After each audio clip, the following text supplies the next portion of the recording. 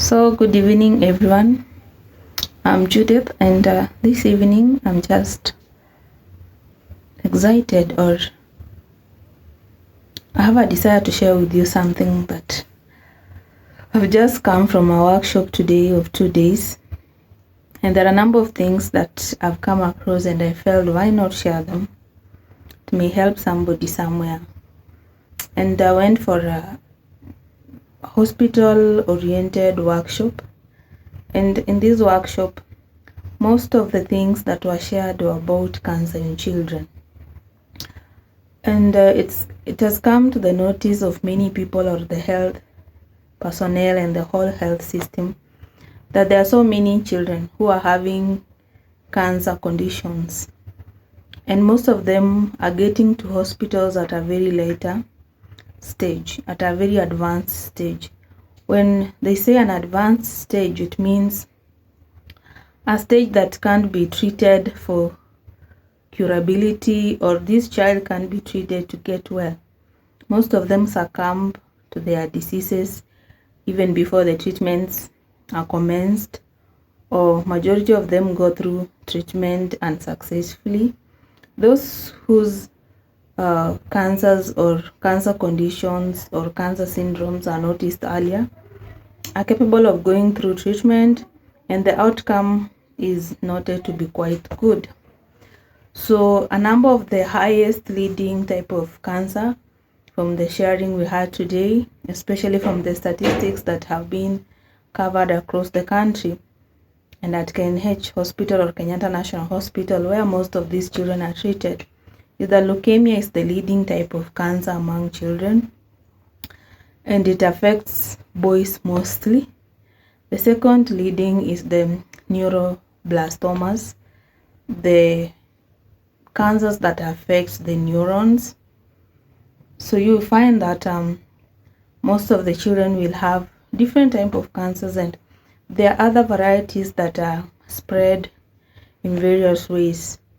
Coming to think of it, what can cause cancer in a 3-month-old child, in a 5 months, in a 5-year, 10-year? Okay, some are hereditary, that which is inherited from the family.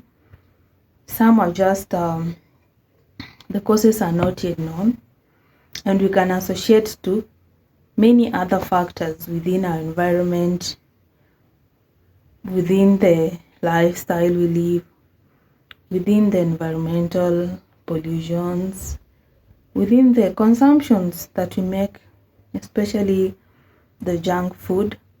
These are not the main causes, neither are they the reasons.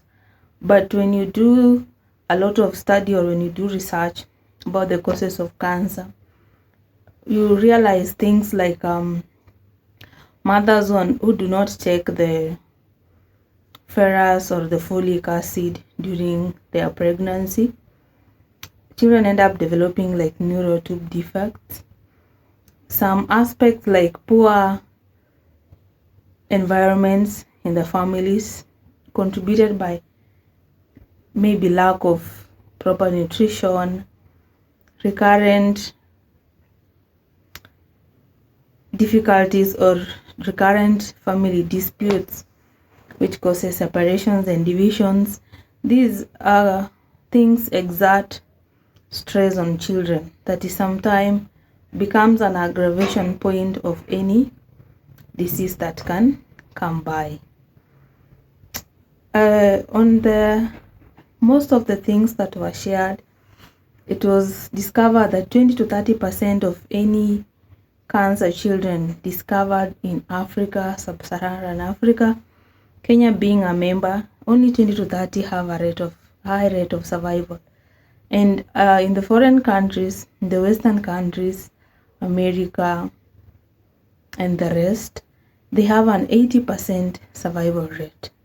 So it has become a fear of where you're born.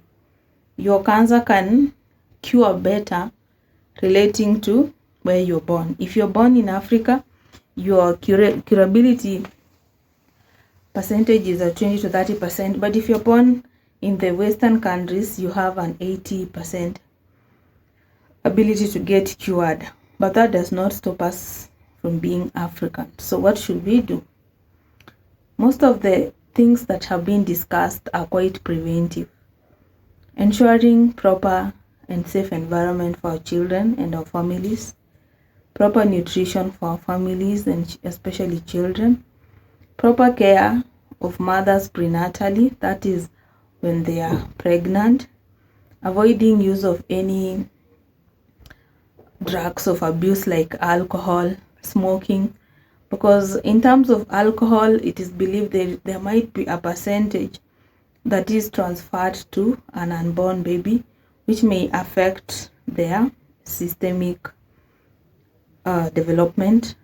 For those taking cigarette or smoking, they are the secondary consumers of this smoke, the people within the environment.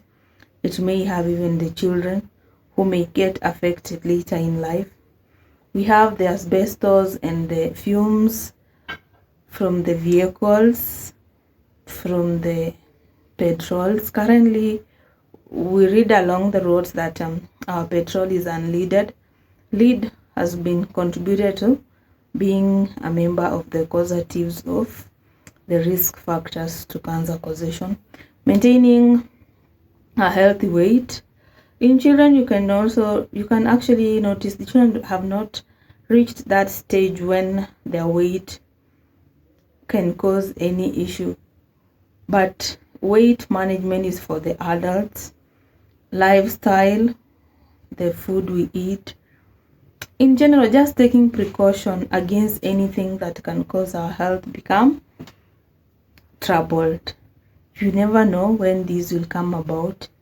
There's another concern about parents being able to notice any changes in their children.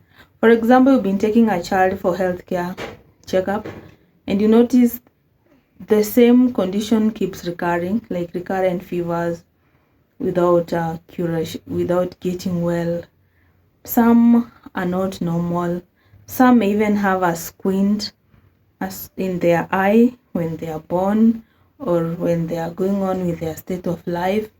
Some may have difficulty even in writing in school. Some may appear so fatigued, not stable, not normal. You need to seek medical attention. When you suspect anything in a child, don't assume, don't take for granted. Take this child for medical checkup. And if you're not certain, if you're not reassured by the kind of treatment or the kind of checkup that you've received, go further. There are higher referral hospitals that your child can be assisted. From my experience, I've been able to nurse a number of children who have suffered from leukemia, from nephroblastoma, the lymphomas or the growths of the kidney.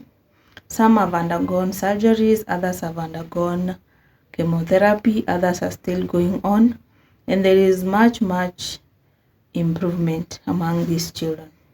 So the earlier the discovery, the better the outcome of treatment. So don't stay at home with your child, don't assume, always just doubt even when you're not sure, and seek medical attention. Thank you for your listening to me.